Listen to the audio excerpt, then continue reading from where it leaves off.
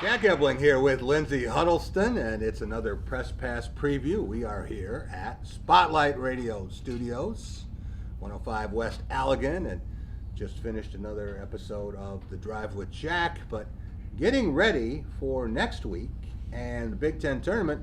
Before we get that far, Lindsay, there's a Big Ten championship at stake. Yes. Michigan State on Sunday, with a win over Ohio State, will lock up championship number 10. The Tom Izzo era. He'll be one behind Bob Knight and Piggy Lambert.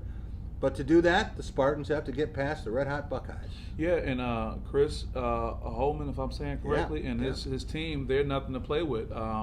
Relatively new coach, last few seasons, maybe 3 seasons in, and he's been working really hard. So you cannot look past this game. I'm pretty sure of that. Top 2 teams in the Big Ten in terms of 3-point shooting percentage. So expect lots of long ones to be sailing toward the basket, and they can shoot yourself to a win or shoot yourself out of a game in a situation like that.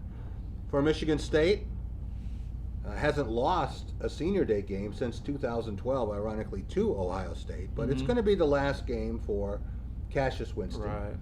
Be the last game for Kyle Arns. Joshua Langford going to go through senior day festivities. Whether it's the last game for him, we don't know that yet. Right. And Connor George. CG, yeah.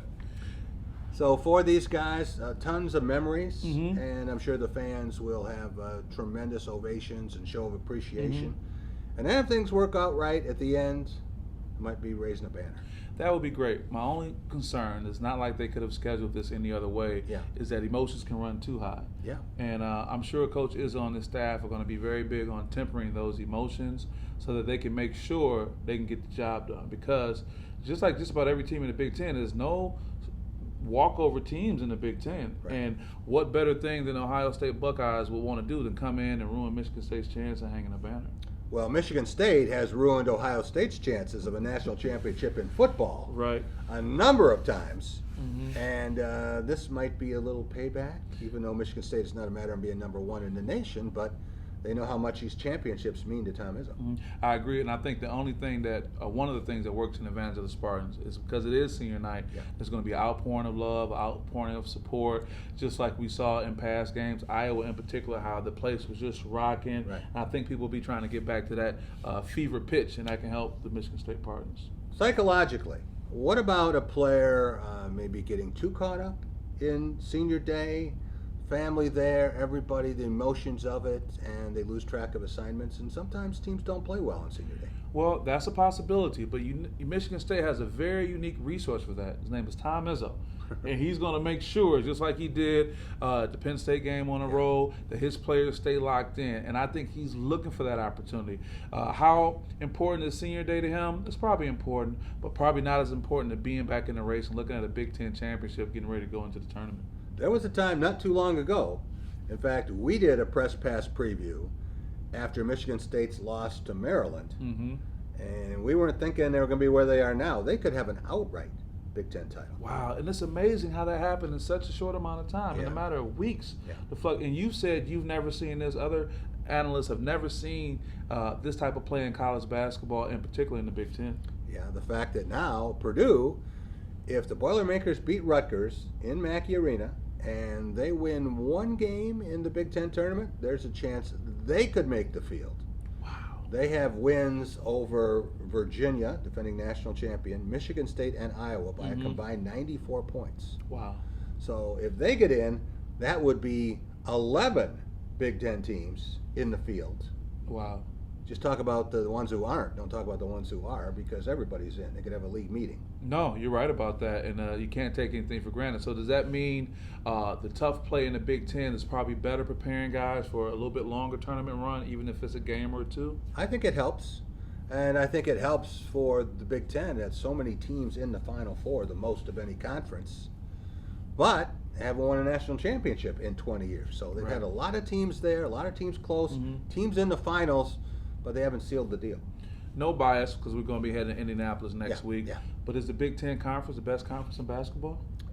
I think this year you could make that claim, certainly. With the depth, ACC is going to get 4 teams in the tournament, not 10, not 11, 4. And the Big Ten beat the ACC in the challenge back in November, and December.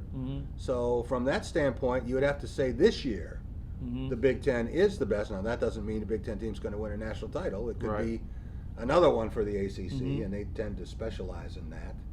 But you mentioned the Big Ten tournament. I'm excited for you because it's going to be your first one. Be my first Big Ten tournament, no doubt. Yeah. Look forward to that. And probably the best going in that the Big Ten tournament has ever been, because you've got matchups on Thursday that are compelling. Sure. You're going to have some really good teams going home on Thursday. Wow, that's amazing to be able to have the play like that, because you talk to a lot of people who are in the sports world. They're planning to get in on Friday, but like you say, Thursday's going to be a great night just as well. And for people wondering, when do I have to get there? What do I have to do? Michigan State cannot play on Thursday. They've locked up the double bye. It's statistically impossible. There's no way that they can play. Okay. And they've only played on Thursday 3 times in 23 years. Really? So that's not a departure.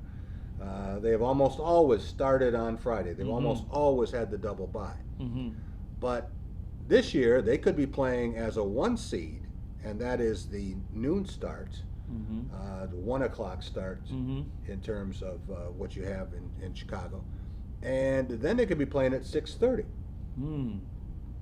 So could be the 2 seed playing a little bit later. That's the early evening game, 2 in the afternoon, 2 in the evening, and a lot depends on what Michigan State does and what Wisconsin does. Wow. Not so much Maryland. Maryland is, even though they can share the title, chances of Maryland getting the number 1 seed, Terrapins would have to beat Michigan, Michigan State would have to lose to Ohio State, and Wisconsin would have to lose to Indiana. Oh, okay. That's the only way Maryland can get to be the number 1 seed. And a couple games ago, we thought it was going to be Maryland's. They had a 2-game lead. It was theirs to lose, and everyone felt that. So tell me a little bit more with the time that we have. Yeah. Like, what's the atmosphere like? You know, it seemed like it's a high energy type thing. That's the feeling I'm getting right now.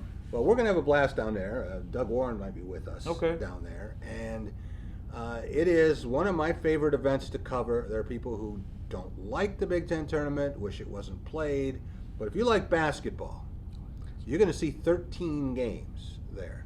And this year, all but a couple are going to be very competitive, I would guess. So Bankers Life Fieldhouse, where the Indiana Pacers play, spectacular venue. It is the perfect place to have a Big Ten tournament. My apologies to Chicago, Washington, D.C., and New York. Thanks for playing.